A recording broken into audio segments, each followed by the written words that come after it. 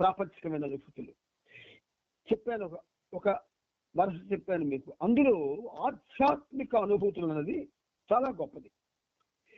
ఈ ఆధ్యాత్మిక అనుభూతులు అనేవి సాధారణంగా అందరికీ కలగవు, అందరికీ లభించవు, అందరికీ ఉండవు. మనం అనుభూతులు అంటే ఏమిటో మనకు తెలియదు యథార్థానికి.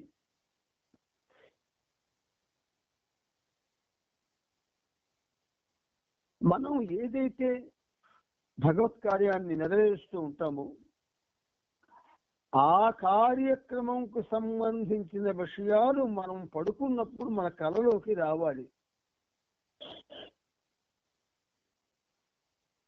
ఆ కార్యక్రమాన్ని నువ్వు ఆనందిస్తున్నప్పుడు నీకు కలిగే అనుభవం అది భౌతిక పారమార్థిక విలువలతో కూడి ఉంటుంది. అందుచేత మీకు నన్ను మీరు ఎలా భావిస్తున్నా బాబాని మీకు భ్రమతులు కదా, అంచేత ఆయన మీద ప్రేమతో ఆ మౌనానికి అత్యంత ప్రాధాన్యత ఇవ్వండి, దయచేసి ఇవ్వండి. అందుచేత ఏమంటున్నారు బాబా, అనుభూతులను వైవిధ్యాల ద్వారా వెలకట్టడం. మీకు అతి ఉన్నతమైనటువంటి విషయాలు బాబా ఇవి ఒక లైన్లో ఉన్నాయి పుస్తకంలో, కానీ మీకు బాబా ఇంకొక లైన్లో చెప్పిస్తున్నారు. జాగ్రత్తగా ప్రేమతో వినండి. నేను చెప్పడం లేదు, మీకు నమ్మండి నా మాట. మానవ మనస్సు అనుభవాలను పొందడమే గాక నిరంతరం వాటి విలువలను సమీకరిస్తూనే ఉంది. ఈ మనస్సుకున్నటువంటి ఒక అదృష్టం ఏంటంటే అది అనుభవాలని పొందుతుంది. సంస్కారాల యొక్క గుట్టలతో కాపురం చేస్తున్న ఆ మనస్సు, ఆ గుట్టల్లోంచి వచ్చిన కోరికలతో కాపురం చేస్తున్న మనస్సు, అది అనుభవాలను పొందుతుందట. వాటి విలువలనేమో అది సమీకరించడం అంటే కలెక్ట్ చేయడం, ఇంగ్లీష్లో కలెక్ట్ చేసుకుందట. కొన్ని అనుభూతులు ఇష్టమైనవి గాను, కొన్ని అయిష్టమైనవి గాను, కొన్ని సుఖాలను కలిగిస్తే కొన్ని దుఃఖాలను కలిగించేవి గాను, కొన్ని అనుభవాలు ఆనందదాయకంగాను మరికొన్ని సంతోషరహితంగాను ఉన్నట్లు తోస్తుంది. ఇక్కడ ఈ అనుభూతుల్ని వివరిస్తున్నారు ఆయన బాబా. కొన్ని అనుభూతులు ఇష్టమైనవి గాను.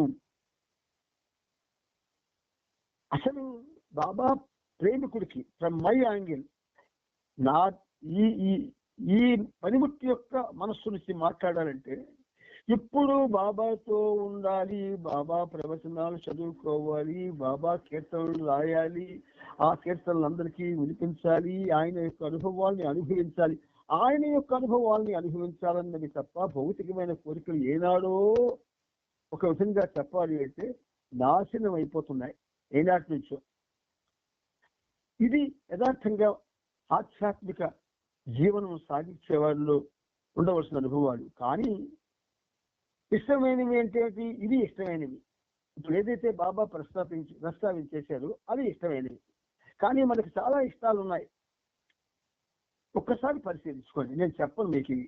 ఎందుకు చెప్పకూడదంటే ఎవరెవరికి వ్యక్తిగతమైనటువంటి అనుభవాల గురించి బాబా మాట్లాడవచ్చు, కానీ సామాన్యమైనటువంటి ఈ సామాన్యమైన పనిముట్టు మాట్లాడడం మంచిది కాదు. అంచేత ఇష్టమైనవి గాను, కొన్ని అయిష్టమైనవి గాను, కొన్ని సుఖాలను కలిగిస్తే కొన్ని దుఃఖాలను కలిగించేవి గాను, కొన్ని అనుభవాలు ఆనందదాయకంగాను మరికొన్ని సంతోషరహితంగాను ఉన్నట్లు తోస్తుంది. ఇవి ద్వంద్వభూయిష్టమైనవి అనుభవాలు. ఈ చెప్పినవన్నీ బాబా చెప్పినవన్నీ కూడా ద్వంద్వాలతో కూడుకున్నవి. సాధారణంగా ప్రేమ ప్రపంచంలో ద్వంద్వాలకు తావుండదు. ద్వంద్వాలకు తావు లేని, ద్వంద్వాలు చొరపడలేని అనుభవాలు మనం పొందాలి. ద్వంద్వాలకు తావు లేని, ద్వంద్వాలు చొరబడలేని అటువంటి అనుభూతులు మనం పొందవలసి ఉండగా వైరుధ్యమైనటువంటి ఇటువంటి అనుభవాన్ని మనం పొందుతూ ఉన్నాం. కొన్ని అనుభూతులు మానవుడి జీవితాన్ని పరిమితులకు గురి చేస్తున్నట్లు చూడండి. అనుభవాల గురించి బాబా ఎంత చక్కగా 3529 అవతారాల్లో ఈ అవతారం చెప్పినంత సబ్జెక్టు ఏ అవతారం కూడా చెప్పలేదు. అంటే సబ్జెక్ట్ మీన్స్ ఆధ్యాత్మిక విషయాలు. ఆధ్యాత్మిక విషయాలు అంటే అందులో అన్నీ ఉంటాయి, కానీ స్పష్టమైనటువంటి విలువలతో కూడుకున్నటువంటివి, స్పష్టమైన ఆలోచనలను రేకెత్తించేవి, నిర్దిష్టమైనటువంటి జీవితాన్ని చూపించేవి. ఇది చాలా ముఖ్యమైనది. అందుచేత మనం ఇప్పుడు ఏం చదువుతున్నాం, అనుభవాలు ఎలాగా మనం వెనకడుతున్నామో చూడండి ఒక్కసారి. మొదటివి ఇష్టమైనవి, ఇష్టం కానివి, సుఖాలను కలిగించేవి, దుఃఖాలు కలిగించేవి, ఆనందదాయకంగా ఉన్నవి, సంతోషరహితంగా ఉన్నటువంటివి. ఇప్పుడు ఏంది, కొన్ని అనుభూతులు మానవుడి జీవితాన్ని పరిమితులకు గురి చేస్తున్నట్లు. అసలు మానవ జన్మే పరిమితమైంది. ఎందుకు? బిందు ఆత్మ, డ్రాప్ సోల్ అన్నారు బాబా ఇంగ్లీష్ లో. ఆ డ్రాప్ సోల్ అంటే మనకి ఎంత మనం దానికి ఎంత ఎక్కువ ప్రాధాన్యత ఇచ్చామో చూడండి. మనమే ఉన్నట్టుగా, మరి ఈ ప్రపంచంలో ఇంకెవరూ లేనట్టుగా ఎవరికి వాళ్ళం భావిస్తూ ఉన్నాం. మన బ్రతుకు క్షణికం, మన అనుభవాలు క్షణికం, మన ప్రేమలు క్షణికం, అరిషడ్ వర్గాలు వాటి ద్వారా వస్తున్న అనుభవాలు క్షణికం, అన్నీ క్షణికం. అసలు పుట్టుక, జీవనం, మరణం, ఈ మూడు కూడా క్షణికం. ఎవడో ఒక సినిమా కవి ఒక పల్లె పరాల్లో తోలు తెత్తిదితో తొల్లు 9 తుస్సుమనుత ఖాయం ఓ జీవ తెలుసుకో అపాయం. తోలు తెత్తిదితో తొల్లు 9 ఎలా చేశాడు? Very short, very very short. దానికి మనం పేర్లు ఎలా పెడతాం? 70 ఏళ్ళు, 80 ఏళ్ళు, 60 ఏళ్ళు, 50 ఏళ్ళు, 20 ఏళ్ళు పెడతాం. కాదు, it is only a short time in the unique time of universe. అందుకని ఈ అనుభవాలు అనేవి ఏవైతే మనకి పరస్పర విరుద్ధంగా కనబడుతూ ఉన్నాయో, ద్వంద్వాలతో కూడి ఉన్నాయో, ఇవి మనకి పూర్తిగా కనుచూపు మేరలో కనబడకుండా పోవాలి. సబ్జెక్ట్కి వస్తున్నాను మళ్ళీ. బాబా ఏంటంటే చాలా జాగ్రత్తగా చెప్తారు, పరిమితులకు గురి చేస్తున్నట్లు. ఈ పరిమితులు ఎలా మనం కాకుంటాం? ఏమిటండి, మా ఆయనకి ఎక్కువ సంపాదన లేదండి, కుటుంబ పోషణ అంతగా బాగోలేదండి, గట్టిగా ఏమి కొనలేకపోతున్నామండి, ఎక్కడికి వెళ్ళలేకపోతున్నామండి, ఆరోగ్యం కూడా అంతంత మాత్రంగానే ఉందండి. ఇలా ఒక మెహర్ బాబా ప్రేమికుడు తన యొక్క అనుభవాన్ని కానీ చెబితే, స్వామి మన ప్రభువు మన ప్రీతము సంతోషిస్తాడా? సంతోషించాడు. అందుచేత పరిమితులకు గురి చేస్తున్నట్లు. అసలు పరిమితులమే మనం, పరిమిత జీవనమే, పరిమిత అనుభవమే. అందుచేత మళ్ళీ పరిమితులకు గురి చేస్తున్నటువంటి బాబా అంటున్నాడంటే ఒక విధంగా మనల్ని నవ్విస్తున్నాడు ఆయన. మరికొన్ని దానిని పరిపూర్ణత్వానికి, స్వాతంత్రం వైపు నడిపిస్తున్నట్టు అనుకుంటారు.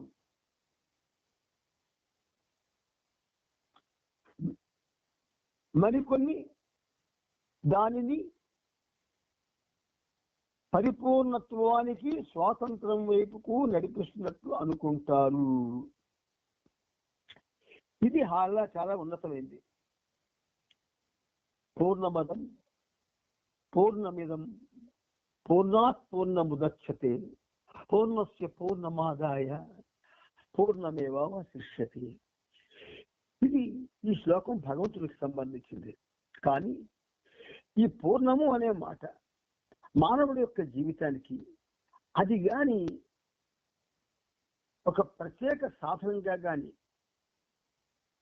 భావనలోకి వచ్చిన ఆలోచనలోకి వచ్చిన మానవుడు తన అనుభవాల్ని ఖచ్చితంగా పరిశీలిస్తూ ఏ అనుభవాల్లో నేను ఉండాలి, ఏ అనుభవాల కోసం నేను పరితపించాలి అని ఆలోచిస్తాడు. అయితే ఇక్కడ మరికొన్ని దాన్ని పరిపూర్ణత్వానికి స్వాతంత్రం వైపు నడిపిస్తున్నట్టు అనుకుంటారు. ఇది భౌతికంగాను అటు ఆధ్యాత్మికంగా కూడా ఈ మాట వర్తిస్తుంది. కొన్ని అనుభూతులను మంచివిగాను కొన్నింటిని చెడ్డవిగాను చూస్తారు. జీవితాన్ని ఒక ప్రత్యేక దృష్టితో చూసినప్పుడు మానవుల ఊహలు పరస్పర వైరుధ్యాలకు తావిస్తాయి. జీవితాన్ని ఒక ప్రత్యేక దృష్టితో చూసినప్పుడు ఈ ప్రత్యేక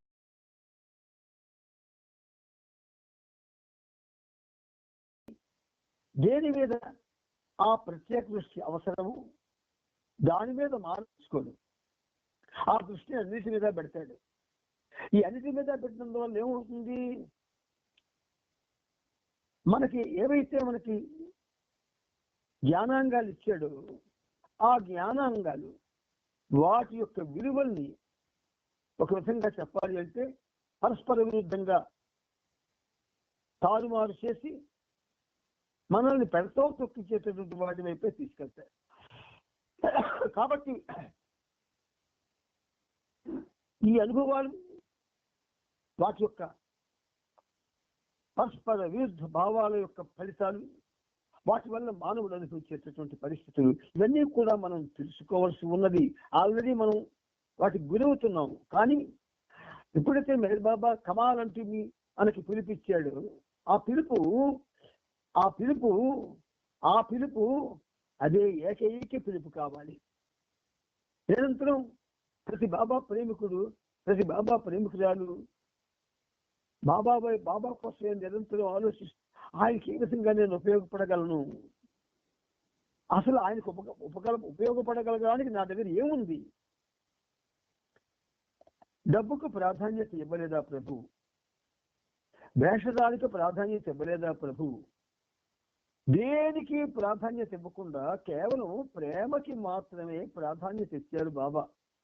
ఇది కాదు అని ఎవరైనా నిరూపిస్తే వాళ్ళ పాదసేవ చేయడానికి సిద్ధంగా ఉన్నాను నేను. ప్రేమకి మాత్రమే బాబా ప్రాధాన్యత ఇచ్చారు. ప్రేమ కోసమే జీవించమన్నారు, ప్రేమనే కోరుకోమన్నారు, ప్రేమనే పంచుతాను అన్నారు, ప్రేమలో సర్వం ఉన్నది అన్నారు. ప్రేమికుడు ప్రీతమును ప్రేమించి ప్రేమ కోసమే జీవించడమే జీవితం. అందుచేత ఈ విధంగా జీవించిన ప్రేమికుడికి మిగతావేవి కనిపించవు, వినిపించవు, అనిపించవు, ఉండవు. ప్రేమను ప్రేమించి ప్రేమ కోసం జీవించి ప్రీతముడితో ఆనందాన్ని పంచుకోవాలనేటువంటి నిరంతర తపన, అభిలాష వాటితో ఉన్నవాడికి ఈ అనుభూతులు, వాటి వైరుధ్యాలు అంతవు, తగలవు. అందుచేత సజీవన ప్రేమికులారా, మీ అందరికీ ప్రేమతో ఈ పనిముట్టు ఒక్కటే చెబుతుంది. మానవ జీవితం కాదు, జీవనం కూడా బుద్బుద్ధప్రాయం. ఆ బుద్బుద్ధప్రాయమైనటువంటి ఆ జీవితంలో ఏదో చేస్తున్నామని, ఏదో పొందిస్తున్నామని, ఏదో సాధిస్తున్నామని అనుకోవడం చాలా అమాయకం. ఆ అమాయకత్వానికి గురి కాకండి. బాబా ప్రేమ ఆయన చేత రాయించాడు, నా సోదరుడు బాబ్జీ చేత. ఏం రాయించాడు? ఇసుమంత నీ ప్రేమ ప్రసరించెనా ఎనలేని అనుభూతి కలిగేనులే జన్మ తరించులే ఇసుమంత నీ ప్రేమ ప్రసరించెనా ఎనలేని అనుభూతి కలిగేనులే జన్మ తరియుసులే. ఏమి రాశాడు? ఆయన రాశాడా? కాదు. ఆ ప్రభువు రాయించాడు. ఇసుమంత అంటే ఎంత? కంటికి కనిపించనంత. ఆ మాత్రం కానీ ప్రేమను మనం అనుభవించి ఉంటే ఎనలేని ప్రేమకి జన్మ తరించడానికి ఈ పాటికి మరి అందరికీ కూడా మార్గాలు కల్పించను. మనకు కల్పించడం లేదు. అంటే ఇసుమంత కూడా ప్రేమ మనం పొందలేదు బాబా నుంచి. దయచేసి ఏదో పొందుతున్నాం అనేటువంటి మేషాండ భ్రమలో ఉండకండి. ఇసుమంత ప్రేమ కూడా మనం పొందలేదు. 50 సంవత్సరాల కింద 1950 దశకంలో బాబ్జీ చేత రాయించిన ఆ గీతం అది అనుక్షణం మన నోట్లో నాంతూ ఉండాలి. ఆ ఒక్క పల్లవి పాడుకుంటే చాలు మనకు అన్నిటి మీద మోహాలు పోతాయి. నాకు ప్రేమ ఇసుమంత కూడా లభించలేదు. నేను పుట్టి ఇన్నేళ్ళయింది, ఇంకా పాట పాడుకుంటున్నాను. నేను ఆ పాట పాడవలసిన అవసరం నాకు రావడం లేదు బాబా, ఆ పాట పాడవలసిన అవసరం నాకు రావడం లేదు బాబా అని కళ్ళంట కన్నీరు రావాలి. ఆ భాష్పాలు ఆ ప్రీతముడి పాదాలని తడపాలి. అంతకంటే మన మానవ జన్మకి ఉన్నతమైనటువంటి జీవనం కానీ బ్రతుకు కానీ ఉండదు ఉండదు ఉండదు. మనం బాబా యొక్క ప్రేమ వలన ఇవాళ ఈ కొత్త అధ్యాయం మంచి చెడు అనేటటువంటి ఈ అధ్యాయం 79వ పేజీలో ప్రవచనాల్లో ఉంది. దాని గురించి మనం ప్రస్తావన చేసుకున్నాం. మనం ఒక విధంగా ఈ ఒక్క పేర మన జీవనంలోకి చాలు. కానీ మరి ఎందుకు ఇన్ని పేరాలు ఇచ్చాడు? పేరాలు పేరాలు పేరాలు పేరాలు అధ్యాయాలు అధ్యాయాలు ఇచ్చాడు ఆయన. ఇది వరకు ఆల్రెడీ డిస్కషన్స్ ప్రవచనాలు చదువుకోవడం జరిగింది. ఎంత మొత్తం పుస్తకం అంతా మంత్లీ సహవాస కార్యక్రమాలు రాజావులో ప్రారంభించబడిన తర్వాత 11 పుస్తకాలు చదువుకున్నాం. అందులో ఆల్రెడీ ఇది కంప్లీట్ అయింది. అంతకుముందు బాబా మళ్ళీ నా చేత 2 సార్లు చదివించాడు. ఇది మీతో మళ్ళీ చదివించే భాగ్యం లభించింది. అందుచేత దేనికైనా సంతృప్తి వస్తుంది, కానీ ఆధ్యాత్మిక జీవనంలో భగవంతుడితో గడిపే క్షణాలకి సంతృప్తి ఉండదు. ప్రేమలో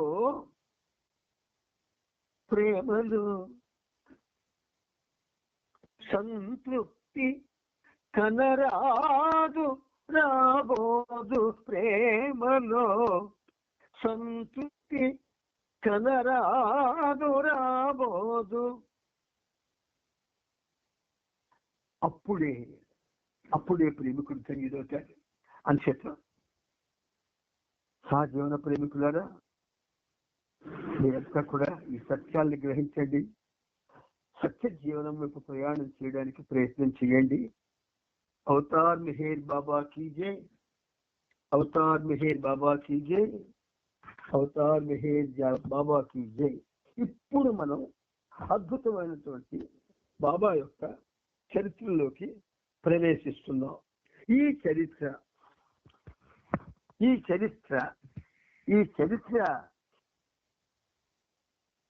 ఆయన యొక్క పాదపీఠమైతే, ఆ ప్రవచనాలు బాబా యొక్క హృదయపీఠం. జ్ఞాపకం ఉంచుకోండి. మళ్ళీ ఈ విషయాలు నేను నా స్మృతి పదంలో మీకు ఏవైతే చెప్పిస్తున్నాడో నా దగ్గర ఉండవు. ఎందుకంటే చెప్పిస్తుంది ఆయన, కేవలం నోరు విప్పి యాక్ట్ చేస్తున్నాడు ఈ పనిముట్టు. కనుక మీరు జ్ఞాపకం ఉంచుకొని చక్కటి అనుభవాలకు రండి, చక్కని ఆనందాన్ని అనుభవించండి. ఇప్పుడు మనం ఏం చేస్తాం?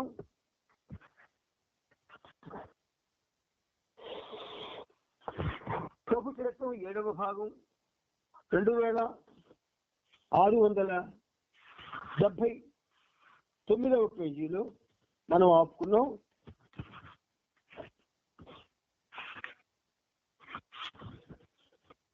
అదే రోజు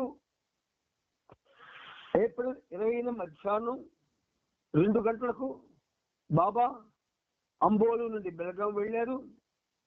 3 గంటల తరువాత వారు అక్కడికి చేరుకొని అక్కడికి 3 మైళ్ళ దూరంలో ఉన్న సావంతవాడి మహారాణి గారి బంగ్లాలో బస చేశారు. ఎలిజబెత్ కారులో ముందు సీట్లలో బాబా ఎలిజబెత్ కూర్చోగా డాంకిన్ కారు నడిపాడు.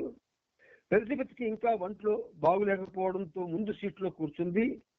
బెల్గాంలో కూడా హల్దంకరే వారికి కావలసిన ఏర్పాట్లన్నీ చూసుకున్నాడు. ఇందు సుశీల వంట పని కొనసాగిస్తున్నారు.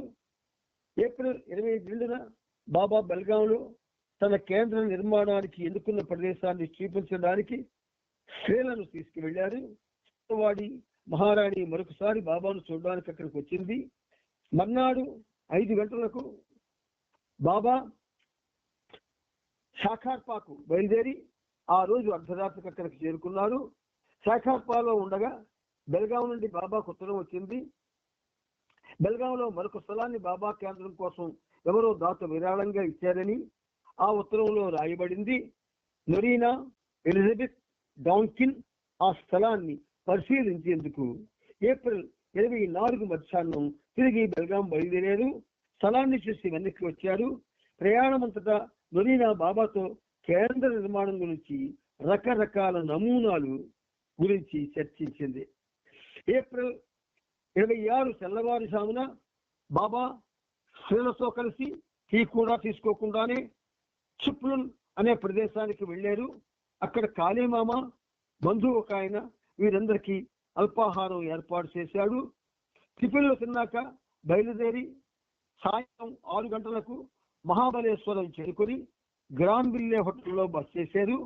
ఆ మర్నాడు బాబా వాళ్లను Wilson point, Bombay point, Arthur city తీసుకెళ్లి చూపించారు. ఏప్రిల్ 28 ఆదివారం ఉదయం వారంతా పంచగని బయలుదేరారు. అక్కడ బ్యూనావిస్టా హోటల్లో దిగారు. టైగర్ వ్యాలీలోని బాబా గుహకు వారంతా బాబాతో కలిసి నడిచి వెళ్లారు.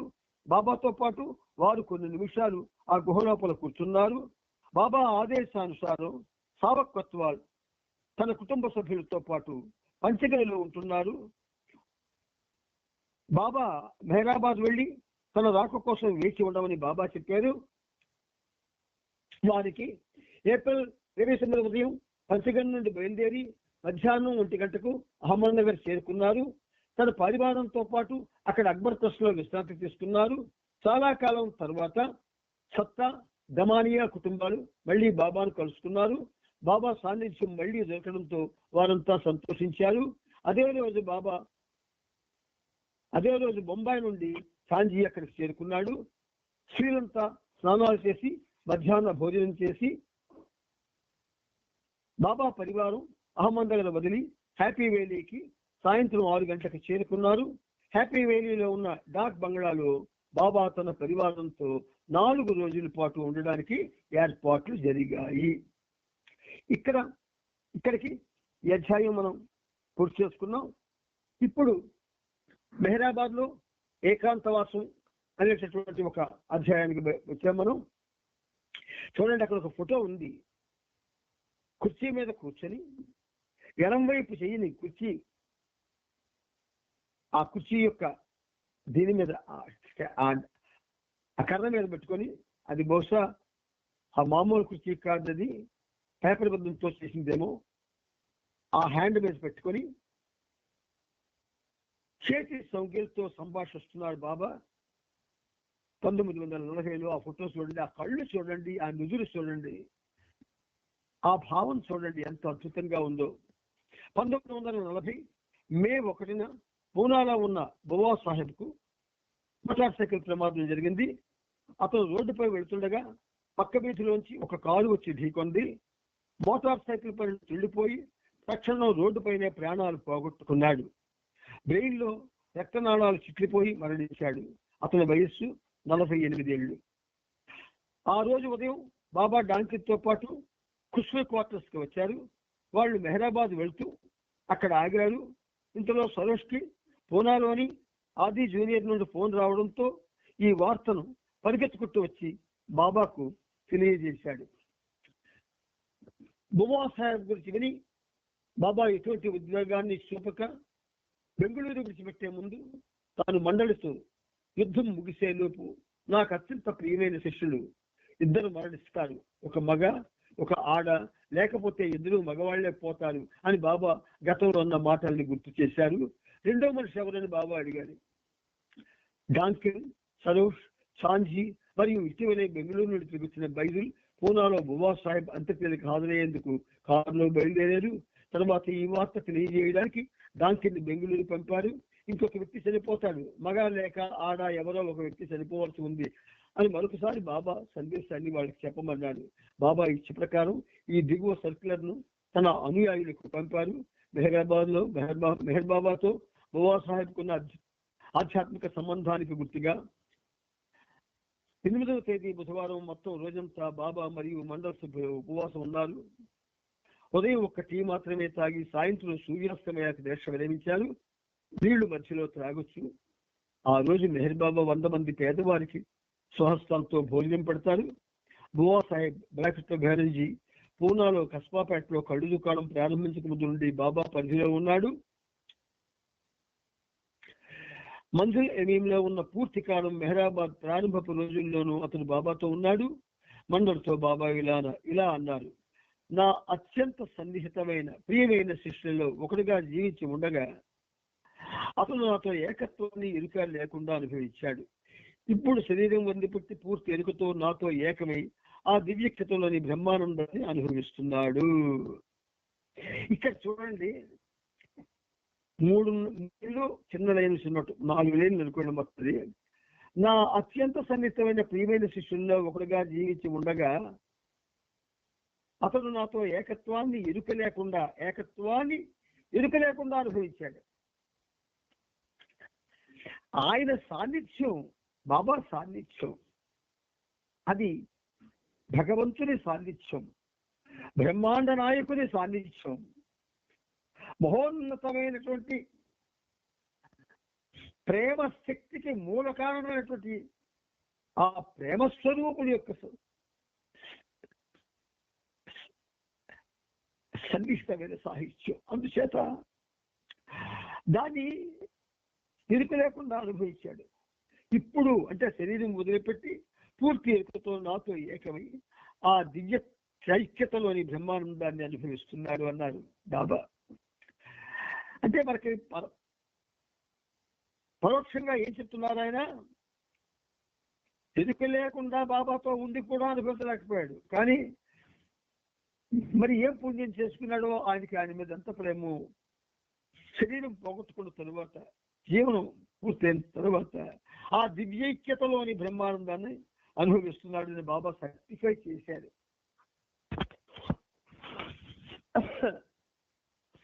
శరీరం ఉండగా భగవంతునికి దగ్గరై ఆయన సేవలో ఎవరైతే సాధారణంగా ముందు మనకి భగవంతుని లభించేది మధురానందం. ఇది ఒకసారి చెప్పుకున్నట్టు జ్ఞాపకం నాకు ఏదో మంత్రుల సహవాసులో. మధురానందం, ఆ మధుర ఆనందం అనేది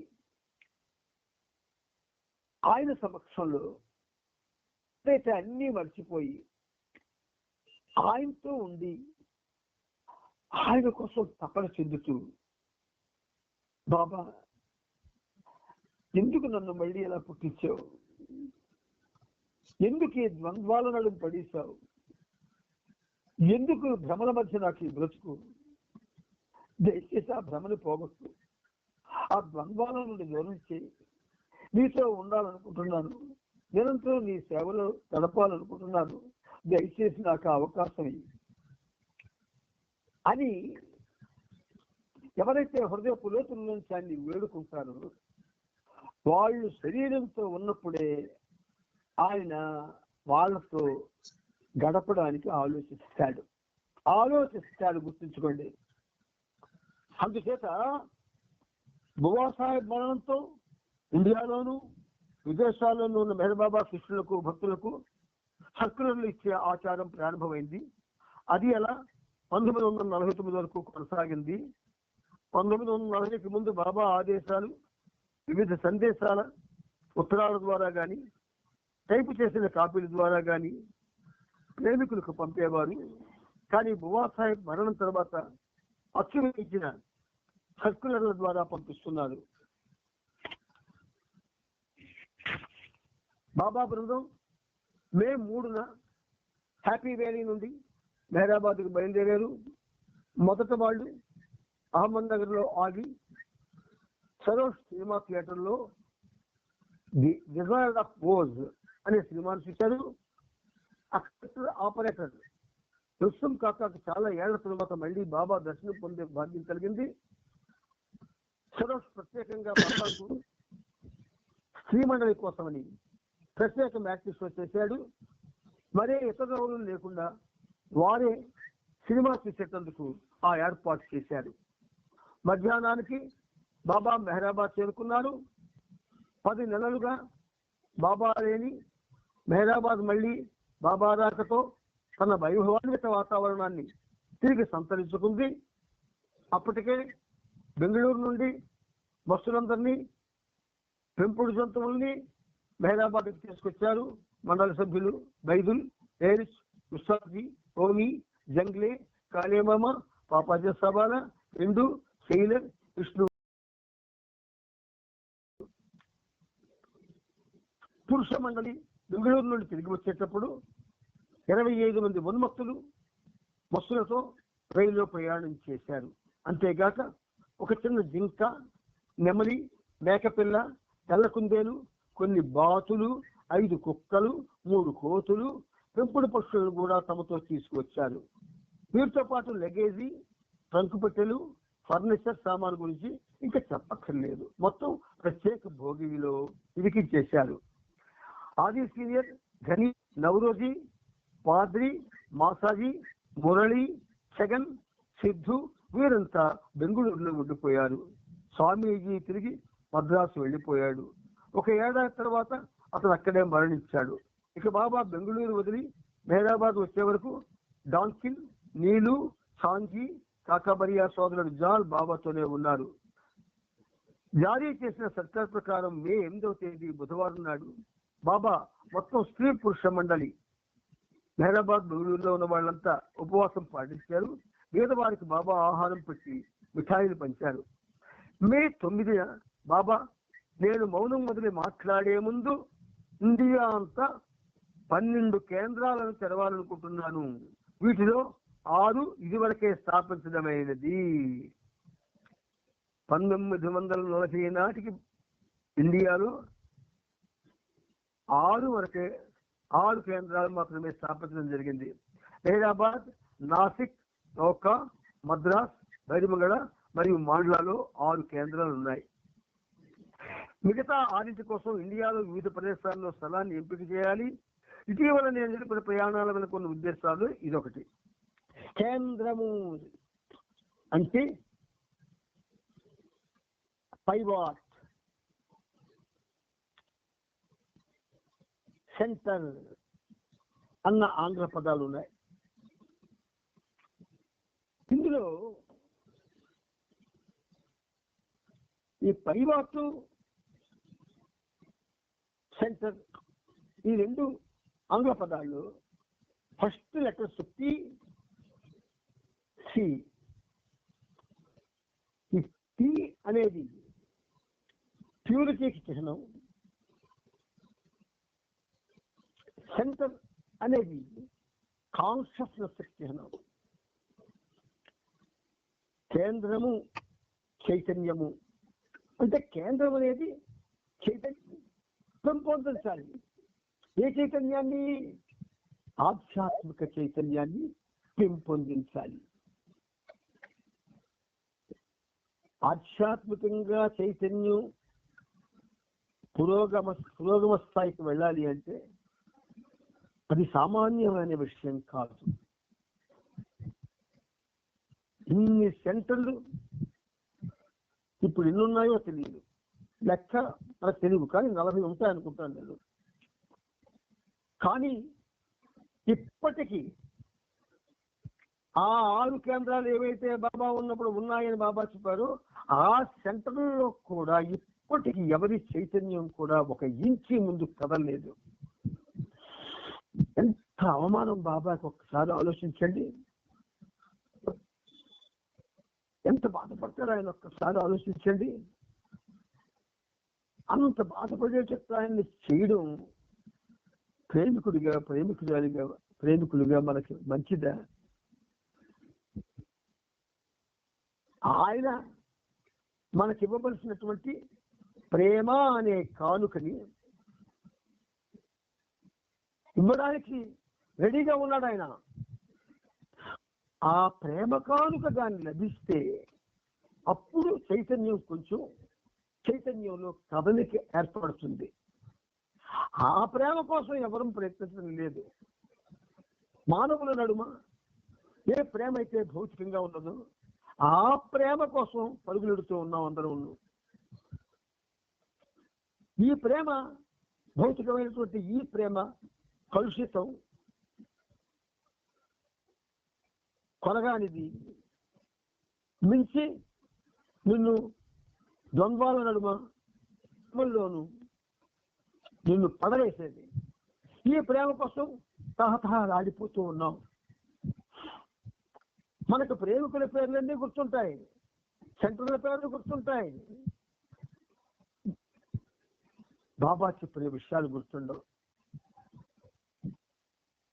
అదే గనక గుర్తుంటే ప్రతి బాబా ప్రేమికురాలకి ఎవరో వచ్చి స్టేజ్కి చెప్పక్కర్లే. అప్పుడు కార్యక్రమాలు వేరేగా జరుగుతాయి. ఇలా ఉండదు. ఇప్పుడు మన కార్యక్రమాల్లాగా ఉండవు. ఆవగింజంత ప్రేమని హృదయాన్ని స్పృశిస్తే లేదా స్పృశిస్తే అప్పుడు ఆ కార్యక్రమాలే మారిపోతాయి. మనం ఏదైతే అనుభవిస్తున్నామో ఆ అనుభవం అంతా కూడా ఒక విధంగా తారుమారైపోద్ది. అలా తారుమారు కావడానికి బాబాతో నేను నిరంతరం ఉండాలి అనే కోరిక పెరగాలి. బాబా ప్రేమను పొందాలి అనే కోరిక రగలాలి, అగ్గిలా రగలాలి. అందుకని బాబా ఈ సెంటర్లకి కొంచెం ప్రాధాన్యత ఇస్తే అదే పట్టుకొని వేలాడి అందులోనే ఉండిపోయి ఆ మనుషులే ముఖ్యం అనుకొని, ఆ పరిస్థితే ముఖ్యం అనుకొని అందులో ఏదైతే చేయిస్తున్నారో అలా చేస్తూ మనకు దురదృష్టమైతే మనలో కొంతమంది బాబా ప్రేమికులు బయటకు వెళ్ళిపోయారు. వాళ్ళు ఎక్కడికి వెళ్ళిపోయారు తెలుసునా? ఆశ్రమానికి వెళ్ళిపోయారు. చాలా ఆశ్రమాలకి ఒక్కొక్కరికి ఒక్కొక్క దక్షిణ ఆశ్రమం ఎంచుకొని వెళ్ళిపోయారు. స్టాల్వర్డ్స్ అంతా బాబా ప్రేమిక బృందానికి దూరంగా ఉన్నారు. ఇది సత్యం, నమ్మండి. మనమందరికీ మనకు కావాల్సింది ఈ సహజీవన కార్యక్రమంలో ఉన్న ప్రేమికులందరూ కూడా తెలుసుకోవాల్సింది ఏమిటంటే మనకి బాబాతో ఎక్కువ దగ్గర సంబంధం కావాలి. ఎలా? ఏడ్ చేస్తే దగ్గర అవుతాం. ఏడ్ చేయగలం. విధానాలు చెప్పామనుకోండి చేయలేరు.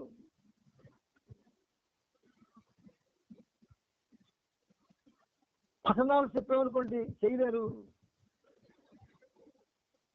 ఎక్కడెక్కడికో వెళ్ళమంటే వెళ్ళలేము. మనకు చెయ్యలేని పనులు చెప్తే చేయలేము. మరి ఏం చేయగలం మనం?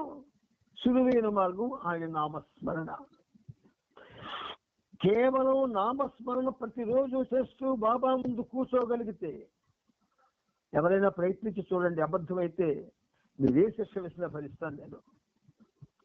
కేవలం బాబా ముందు ఇంట్లో కూర్చొని ఆ నామస్మరణ చేస్తూ, వీలైతే ఆ నామాన్ని రాస్తూ, ఆయన్ని చూస్తూ ఆ కళ్ళల్లో ఉన్న భావాలను తెలుసుకోవడానికి ప్రయత్నం చేయండి. అందుకే కళ్ళు తెరిచి ఎదురుగుండా పెద్ద ఫోటో ఉంచుకొని నామస్మరణ చేయమని బాబా చెప్పారు. ఈ విషయం 1922లో బాబా చెప్పారు.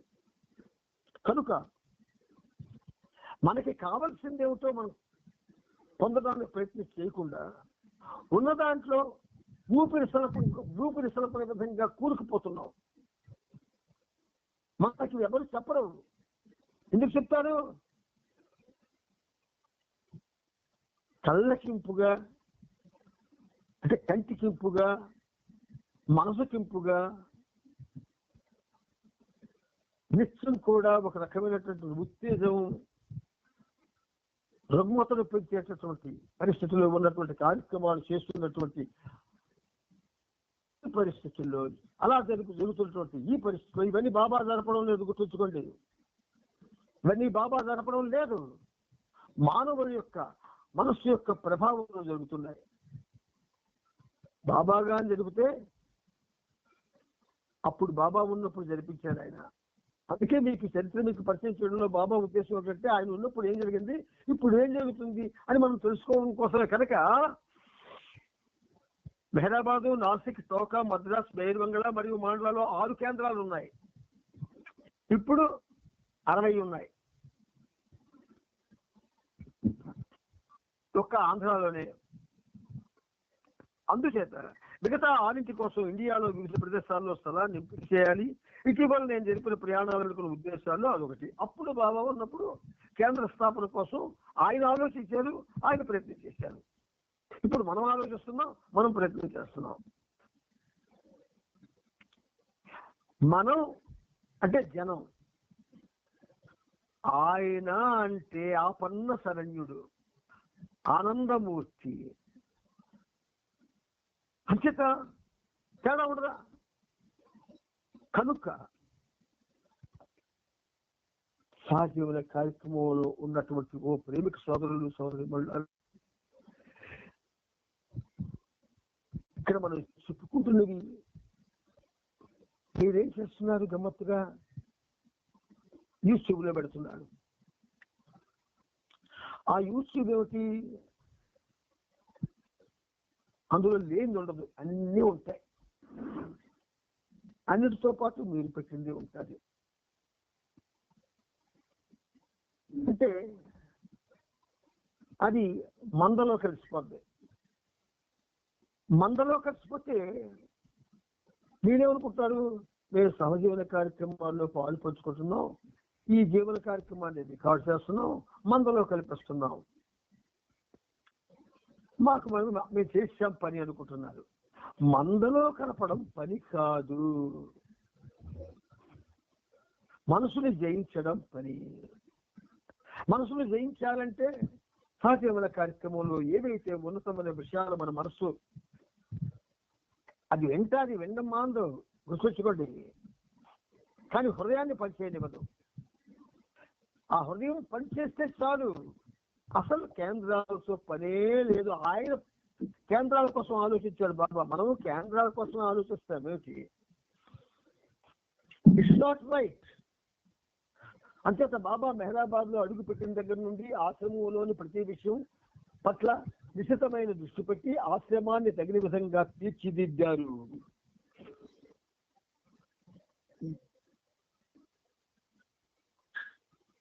ఆశ్రమాన్ని తగిన విధంగా తీర్చిదిద్దారు. జూన్ 1వ తేదీ నుండి ఏకాంతంలోకి వెళ్ళాలి అన్న తన ఆశని బయటికి చెప్పారు. యుద్ధంలో సంభవిస్తున్న సంఘటనలకు బాబా నిర్ణయానికి కాకతాళీయ సంబంధం ఉంది. ఐరోపాలో జరుగుతున్న యుద్ధ సమాచారం ఎంతో బాధాకరంగా ఉంది. 1940 మే 10 జర్మనీ పెద్ద సైన్యంతో సశస్త్ర దేశాలైన బెల్జియం, లక్సెంబర్గ్, హాలండ్, ఫ్రాన్స్ లపై దండెత్తి 1 నెలలోపే అన్నింటినీ కూడా వశపరుచుకుంది. బెంగళూరులోను ప్రయాణాల్లోనూ ఎక్కువ కాలం దూరంగా ఉండడం వల్ల బాబా దర్శన భాగ్యం చాలా కాలం కరువైంది. బాబా తిరిగి మెహరాబాద్ వచ్చారు అన్న విషయం తెలిసి సమీప ప్రాంతాల్లోని శిష్యులు, అనుయాయులు బాబా దర్శనం కోసం రావడానికి అనుమతి కోరుతూ ఉత్తరాలు రాయసాగారు. అందుచేత మే 15న బాబా ఒకరోజు దర్శనాన్ని అనుగ్రహించారు. బొంబాయి నుండి సాంజీ 40 మందికి పైగా ప్రేమికులను తీసుకొచ్చాడు. వారంతా హైదరాబాద్ లో సుమారు 6 గంటల పాటు ఉన్నారు. ప్రతి వ్యక్తితో వ్యక్తిగతంగా సమావేశం అయ్యాక బాబా వారిని అందరినీ తిరిగి బొంబాయి పంపించి వేశారు. ఒక్క ప్రశ్న మీకు వేస్తాను ఇక్కడ. ఇదంతా కూడా నాలో ఈ పనిముట్లో ఏమీ లేదు, ఇది ఖాళీగా ఉంది. ఆయన దూరుస్తున్నాడు, ఖాళీగా ఉంది ఇది. ఆయన తప్ప దేనికి తావు లేదు ఈ పనిముట్టు దగ్గర. అంచేత ఆయన చెప్పిస్తున్నాడు. ఆయన మీరు నమ్మండి, ఎక్కడైనా ఇప్పటికి ఇన్ని సెంటర్ ఎస్టాబ్లిష్ అయ్యావు కదా, స్థాపించబడ్డాయి కదా, ఏ సెంటర్ యొక్క సెక్రటరీ వాళ్ళందరినీ ఒక ప్రత్యేక సమావేశం పెట్టి బాబా చెప్పిన విషయాలు ఇవి చాలా ఉన్నతమైనవి, ఇవి మనం జీవితంలో ఆచరించి ఆధ్యాత్మిక పురోగతి కోసం ప్రయత్నించాలి. కాబట్టి మనందరం కూడా ఒక సహవాసు ప్రత్యేకంగా ప్రతి ఆదివారం లేకపోతే ప్రతి మంగళవారం లేకపోతే మనకు అనుకూలంగా ఒక రోజు పెట్టుకొని మనం సెంటర్లో కలుసుకుందాం అని ఎవరైనా ఒక్కరు ప్రయత్నం చేశారా? వెతకండి.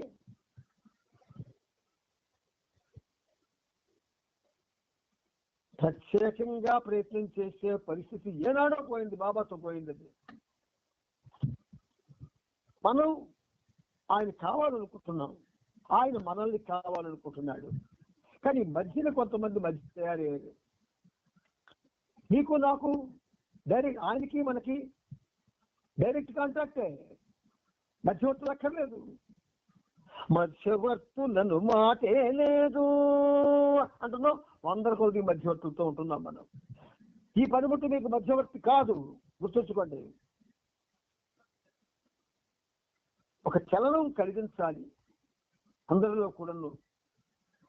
ఆ చలనం ద్వారా బాబాకు చేరువు కావాలి అన్న ఒకే ఒక్క లక్ష్యంతో ఈ సహజీవన కార్యక్రమం ప్రారంభమైంది.